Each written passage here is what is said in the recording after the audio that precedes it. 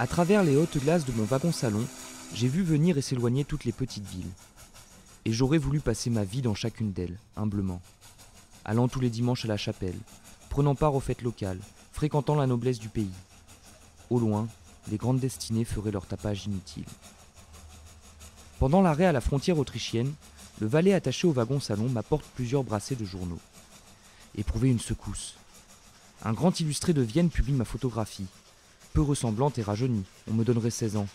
Avec ce seul commentaire. Mr. A. Olson Barnabas. 10 450 000 livres sterling de rente. Quelques pages plus loin, une note apprend au lecteur que je suis probablement un des hommes les plus riches de cette planète. Et qu'en tout cas, je suis certainement le plus jeune des grands milliardaires. Le chroniqueur, qui me vieillit d'1 an, me félicite d'avoir fondé des hôpitaux et des asiles dans l'Amérique du Sud.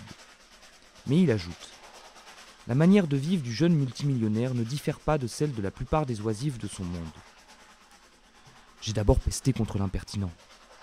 J'ai même eu un instant de véritable chagrin, tout seul dans mon wagon-salon.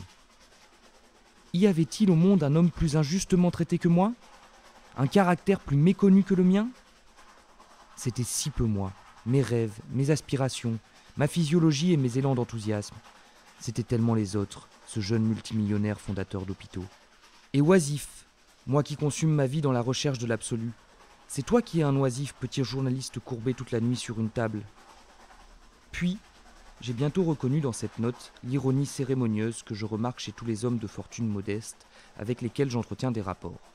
De plus en plus rares, heureusement. Je les aborde sans arrière-pensée, d'homme à homme, familièrement à l'américaine. Et eux, ils me font des courbettes et en baissant la tête, ils me tirent la langue. Dans la façon obséquieuse dont ils me serrent la main, je sens tout leur mépris pour moi. Ils ne cherchent même pas à se cacher quand ils me font ces grimaces. Ils estiment qu'un milliardaire est trop stupide pour s'apercevoir qu'on le flagorne.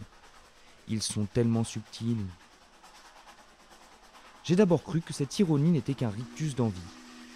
Oh, mais alors le malentendu se dissiperait dès les premières paroles. Et je faisais des bassesses pour qu'un pauvre consentît à m'admettre sur un pied d'égalité. Eh bien non, ce n'est pas de l'envie. C'est l'incapacité de voir et d'aller au-delà de certains concepts, de certains faits. C'est de la sottise, tout simplement.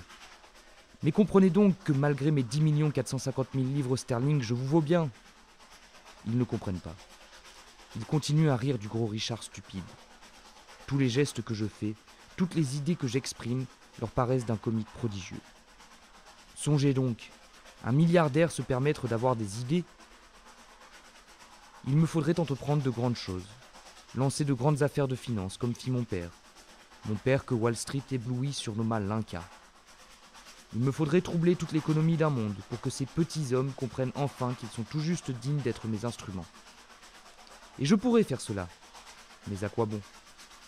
Jamais ils ne sentiront la tendresse de mon cœur solitaire, et le reste n'est rien. Une fois de plus, mon expérience dément tout ce que m'avaient dit mes instituteurs.